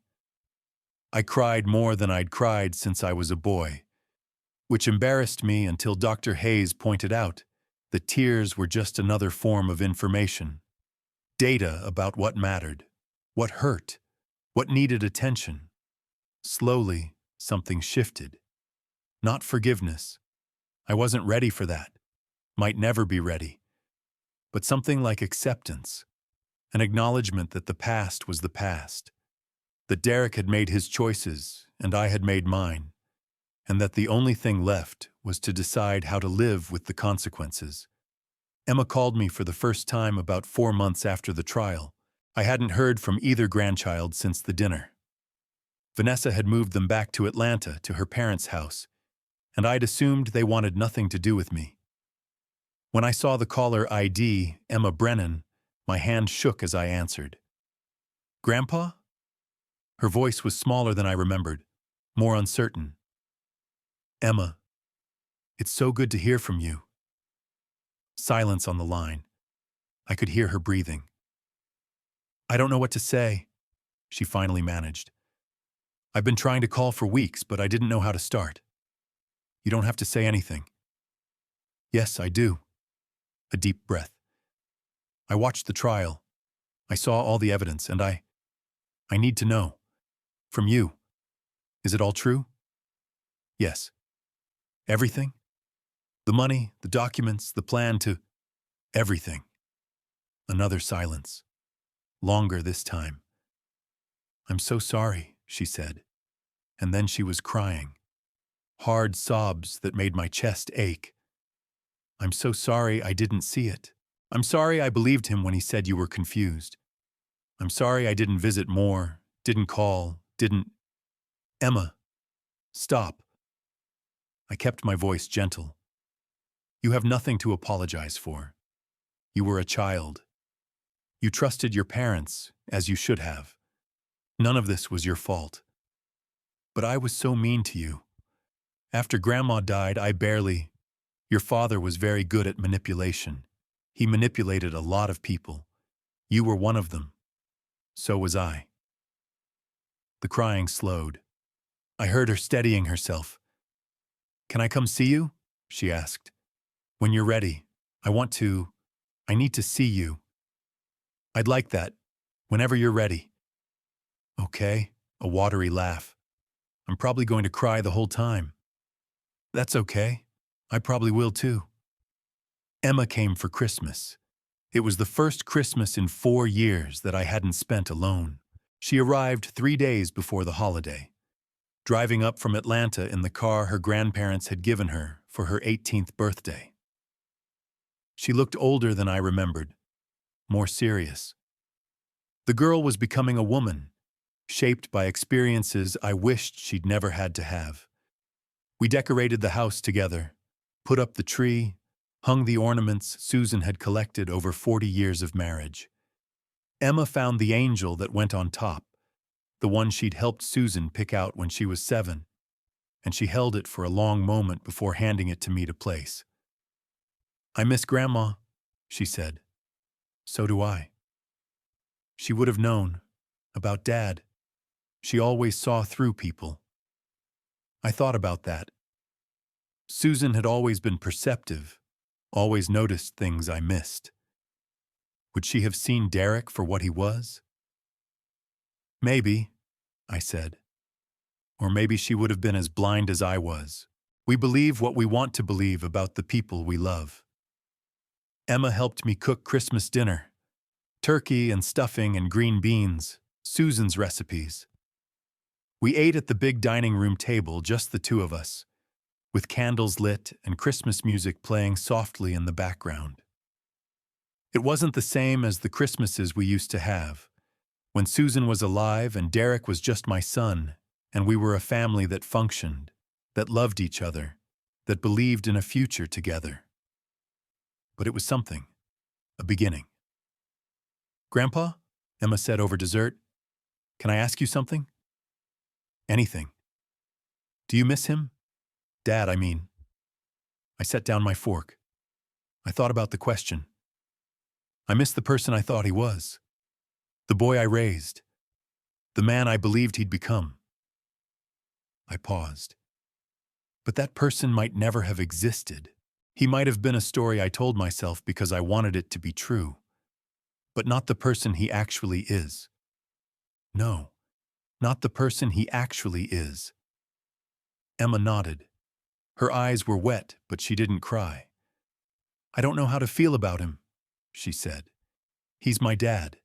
I love him, but I also hate what he did. I hate who he is. You can feel both things. They don't cancel each other out. It's so confusing. I know. I reached across the table and took her hand.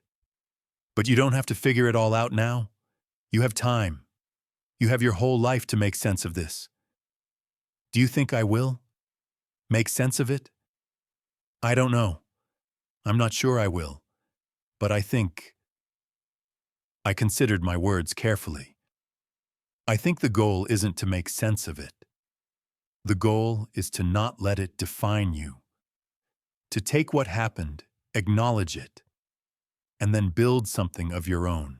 Something separate from your father's choices. Emma squeezed my hand. I'm going to try, she said. I'm going to try. Tyler hasn't reached out.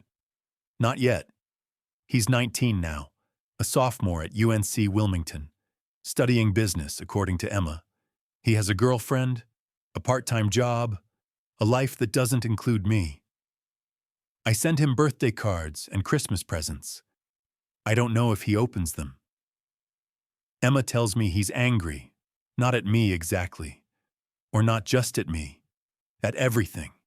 At his father for being a criminal, at his mother for leaving, at his grandparents for being unable to fix anything, at the world for being unfair. He'll come around, Emma says. He just needs time. Maybe she's right. Maybe one day Tyler will call, and we'll have the conversation we need to have, and something like a relationship will be possible. Or maybe he won't. Maybe the damage is too deep, the betrayal too complete. Maybe Derek's choices will ripple through generations, poisoning relationships that haven't even formed yet. I don't know. I can't control it. All I can do is leave the door open. Let Tyler know through Emma that I'm here if he wants to talk, that I love him regardless of his father's crimes. That family means something to me, even after everything. That's what fathers do, isn't it? We leave doors open. We hope our children walk through them. Sometimes they do. Sometimes they don't. I got a letter from Derek about 6 months ago. No return address, which meant it had been smuggled out somehow. Prisoners aren't supposed to send unapproved correspondence. But it found its way to my mailbox anyway. A single sheet of paper in a plain white envelope. 3 sentences, written in his careful, precise handwriting. Dad. I've had a lot of time to think. I know you won't believe me, but I'm sorry. Not for getting caught. For what I became. I read those sentences 100 times. I analyzed them the way I used to analyze engineering problems, looking for hidden meanings, structural weaknesses, evidence of deception. For what I became. What did that mean? Did Derek see himself clearly now? Did prison strip away the lies he'd told himself? Reveal the man underneath the mask? Or was this just another manipulation? A strategic move designed to soften me, to create an opening for some future appeal or parole argument? I don't know. I showed the letter to Dr. Hayes. She read it carefully. What do you think it means? She asked. I don't know what it means. That's the problem. What do you want it to mean? That question stopped me. I'd been so focused on analyzing Derek's intentions that I hadn't considered my own. I want it to mean he's changed, I finally said. That somewhere in there, the boy I raised still exists. That he understands what he did, really understands, and regrets it. And if it doesn't mean that, then it's just another lie, another manipulation. Can you live with that uncertainty? I thought about it. The not knowing, the permanent ambiguity of Derek's soul. I have to, I said, because I'm never going to know for sure. I'll never be able to climb inside his head and see what's real and what's performance. So what will you do? I'll keep the letter. I'll remember that my son is capable of writing those words, even if I can't know whether he means them. And I'll live my life anyway. Dr. Hayes smiled slightly. That sounds like acceptance. It sounds like survival. Sometimes they're the same thing. I'm 72 now. The house is quiet.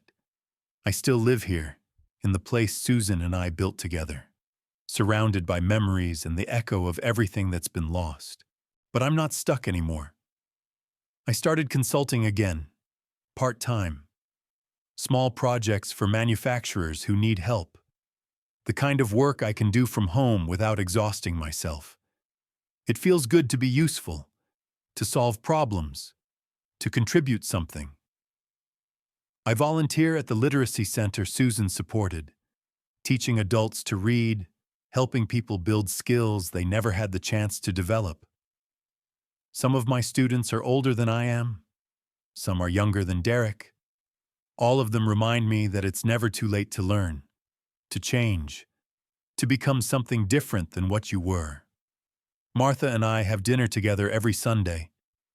We cook together, eat together, talk about everything and nothing.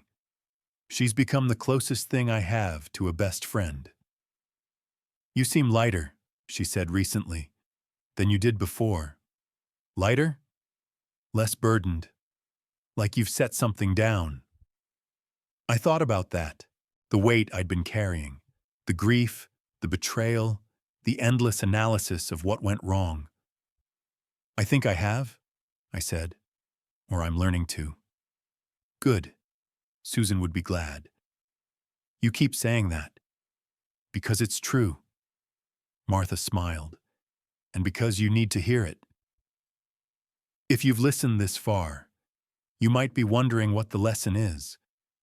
What wisdom I've extracted from losing my son, exposing his crimes, watching my family shatter into pieces that may never fit together again. I've thought about this a lot. In therapy, in the quiet hours before dawn, in the moments when the house feels too empty and the memories press too close. Here's what I've learned. Trust, but verify. I know it sounds cynical, cold, like the kind of advice that turns you paranoid and suspicious, unable to connect with anyone because you're always waiting for the knife in the back. That's not what I mean.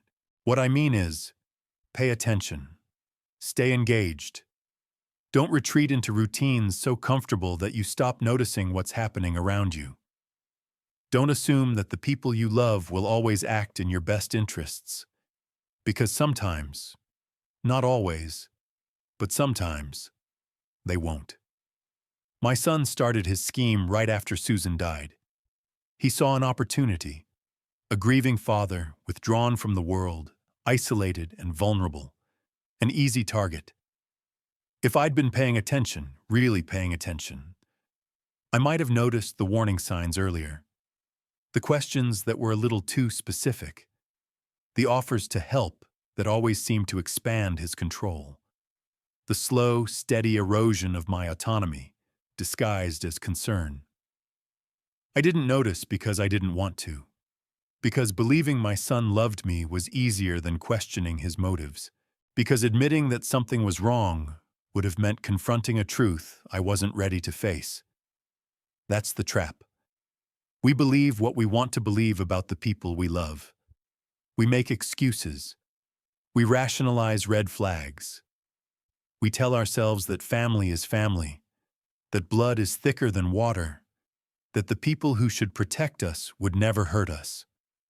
Sometimes that's true, and sometimes it's catastrophically, devastatingly false. The second lesson is simpler. Document everything.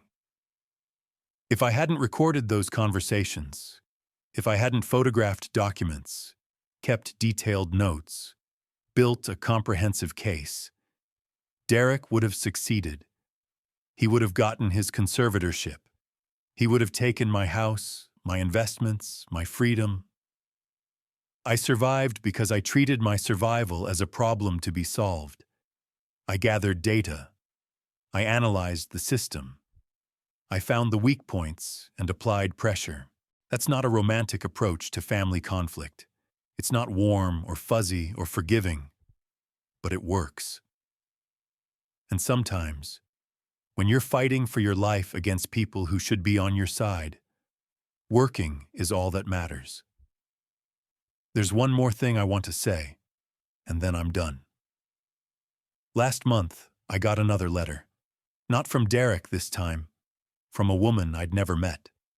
Her name was Patricia, and she lived in Wisconsin. She'd seen a news report about my case. She'd read about the trial, the exposure at the dinner, the evidence I'd gathered against my own son, and she'd recognized her own story.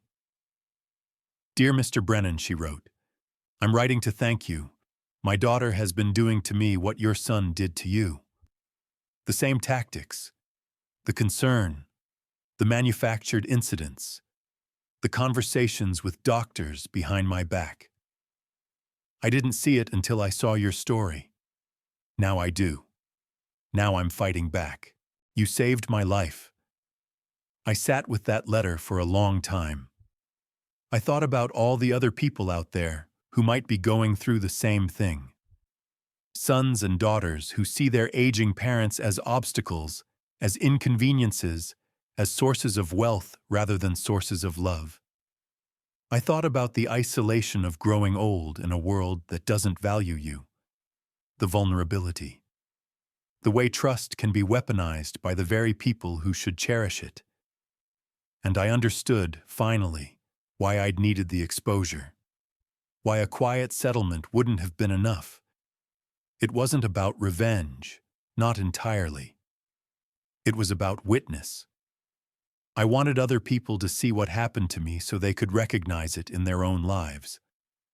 I wanted to be a warning, but also a model, a demonstration that you can fight back, even when you're old, even when you're alone, even when the person attacking you is someone you love.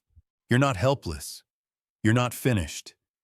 You just have to pay attention. That's my story. Not all of it, but enough. Enough to understand what happened and why.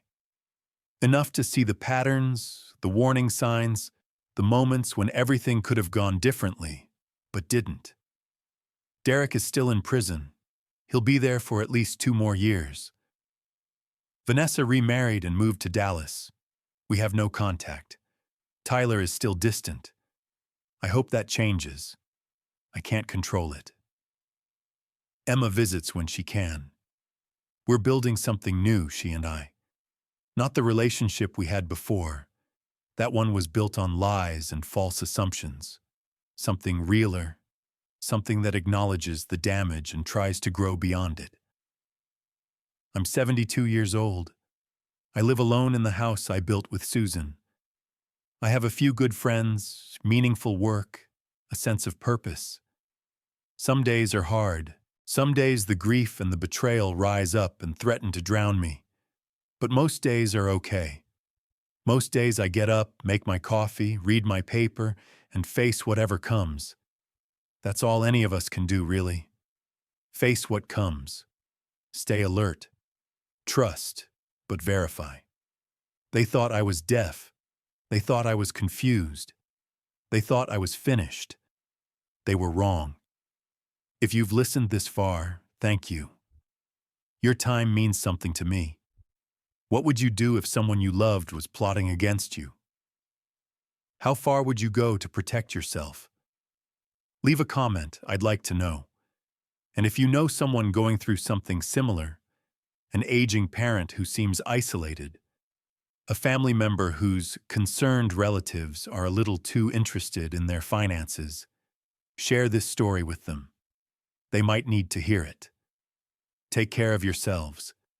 Take care of each other. Pay attention to the people you love. And remember, it's never too late to fight back. This is Hal Brennan, signing off.